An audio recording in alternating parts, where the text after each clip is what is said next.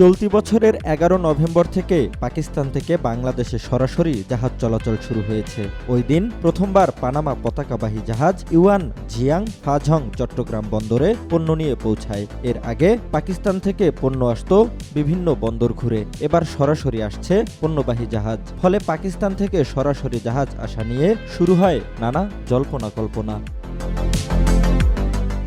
Bangladesh freight forwarder অ্যাসোসিয়েশনের vice president Khairul Alam Sujan বলেন, এখন পাকিস্তান থেকে সরাসরি জাহাজ আসার সময়টা 1/3 কমবে। সরাসরি এই রুটে পণ্য পরিবহন চালু হওয়ায় এখন পাকিস্তান থেকে পণ্য আমদানি রপ্তানিতে বাংলাদেশের ব্যবসায়ীরা আগ্রহী হবেন। এখন করাচি চট্টগ্রাম রুটে জাহাজ চলাচল করছে একটি, আগামীতে আরও অনেক জাহাজ চলাচল করবে।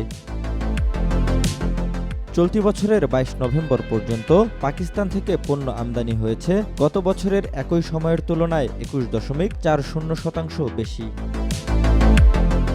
পাকিস্তানের করাচি বন্দর থেকে কন্টেইনারবাহী পণ্য কলম্বো, সিঙ্গাপুর, দুবাই সহ বিভিন্ন বন্দর ঘুরে চট্টগ্রাম বন্দরে আসতে সময় লাগত 20 থেকে 22 দিন। কিন্তু পাকিস্তানের করাচি থেকে চট্টগ্রাম রুটে সরাসরি জাহাজ চলাচল শুরু হওয়ায় এখন সময় লাগছে মাত্র 10 থেকে 12 দিন। খরচও পড়ছে অনেক কম।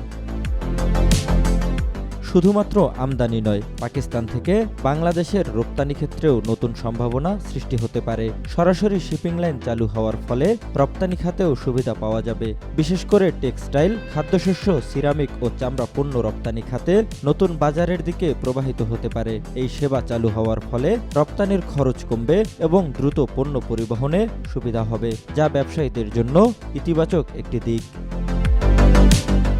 জহিরুল ইসলাম, আজকাল।